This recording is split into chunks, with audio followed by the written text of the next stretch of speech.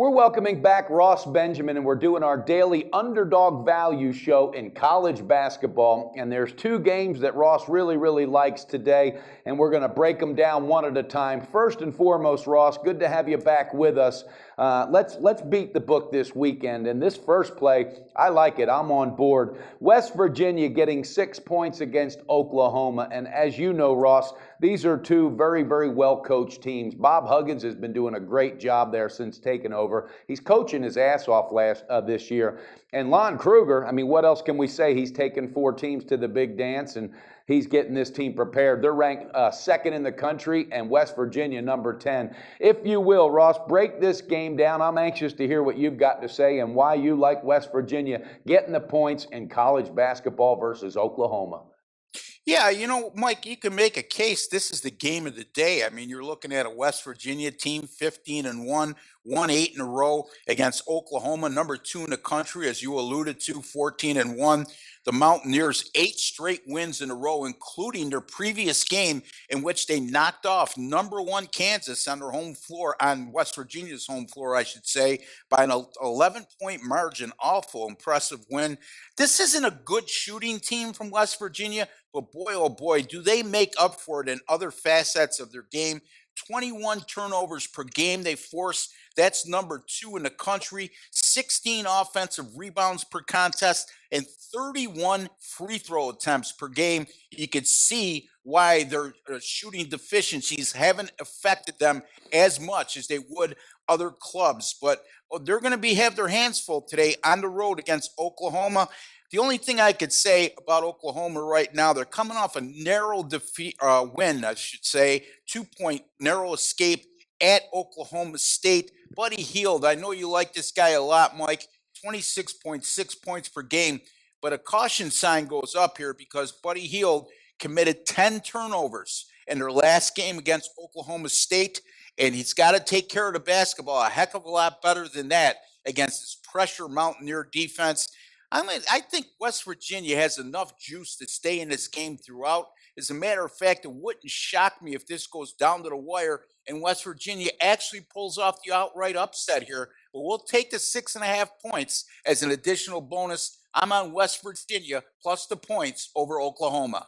Yeah, some really good points, Ross, and I agree. And the 3 things you were talking about that they do very well, getting to the free throw line, offensive rebounds, and the turnovers. All right, those are all coaching, points. Those you don't just get that, you don't acquire that. That's all coached, and that's what Huggins brings to the table, and that's why I like the guy. Really liked him when he was at Cincinnati. And you're absolutely right. Buddy Hield better take care of the ball because this is not the team that you want to be sloppy and having turnovers because they will absolutely take advantage of it. So we'll see if he tightens that up. There's one key factor that I love about Oklahoma, Ross, and it's just rare to see these days in any sport. But there's 4 guys. You got Cousins, Woodard, Hield, and Spangler. Those 4 have started every game the last 3 seasons together. That's cohesiveness, and that, that they know where each other is on the floor at all times.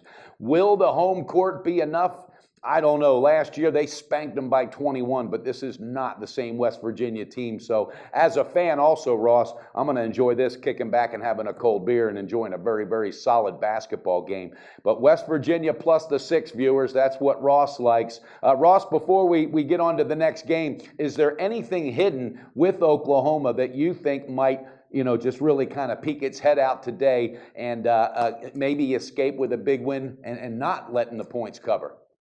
Well, I mean, you look at their shooting, Mike. This is an outstanding shooting team. As a matter of fact, they're converting on 46% of their 3-point Wow. attempts this year. And if they get hot from the 3-point line, this game can get ugly in a hurry and they could come away with a blowout win. I just think that West Virginia defends so well, it's going to be hard to get those wide open looks like they've been used to prior to today.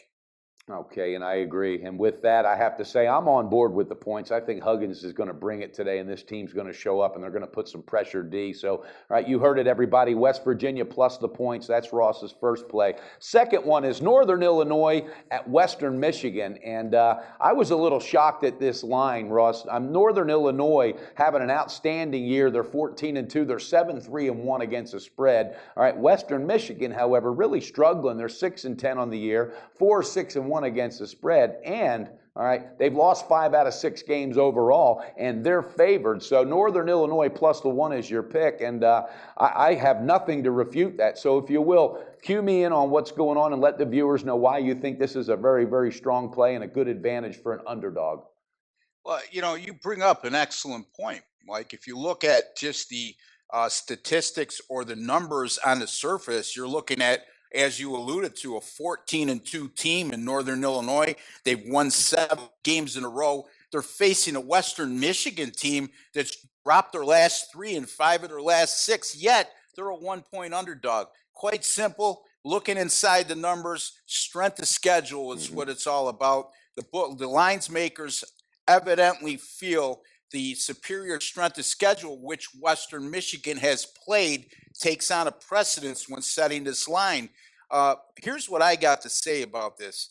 As far as the strength of the schedule goes, I'd be more concerned if this was a power conference game. Mhm. Okay. Now, if the strength of the schedule advantage that Western Michigan has was as a result of them coming up with some signature wins against power conference teams, then I would put a lot more credence in it. But they haven't had those signature wins. And I got to stick with what I'm looking at is the better team in this matchup in Northern Illinois. This is a team that plays excellent defense, number 11 in the country in field goal percentage defense at 37.6, number 17 in scoring defense, and an excellent offensive rebounding team as well. Western Michigan coming off a home loss against Ball State. And as I alluded to before, they're reeling a bit right now. 0-3 the last 3, 1-5 the last 6. I'm going to have a lead here on Northern Illinois plus the 1 over Western Michigan. Yeah, Ross, those are some very, very valid points. And Northern Illinois, I think another weapon for them is the mojo of being 14-2, playing very good basketball right now, and their perimeter defense is tough. So I think sometimes that overrides the strength of schedule, and that's obviously what gave Western Michigan the advantage here, and for them to be a 1-point favorite. Anxious to see what direction Northern Illinois goes this year, and if they could be like a dark horse just to get to the big dance. And again, that's why they play the game. Before we close out, Ross, anything else you want to add to this game, Northern Illinois and Western Michigan? Yeah, as it pertains to the strength of schedule, Mike, quite simply, when you look at these strength of schedule ratings, basically it's who they've played so far, right?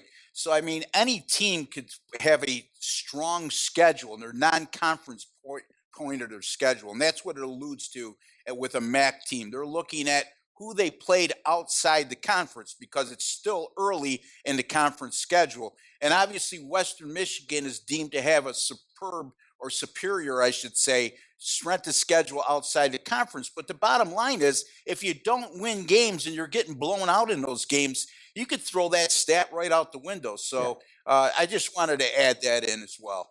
Well, I'm glad you did, and that's a very, very valid point, and that's why we love having you on. Okay, viewers, you heard it. West Virginia plus the 6, Northern Illinois plus 1. Underdog value college basketball today, so cash your ticket with Ross Benjamin. Hey, Ross, thanks a lot, buddy. Have a great weekend. I look forward to getting up with you again on Monday. But most importantly, let's both beat the book this weekend. Thank you, Mike.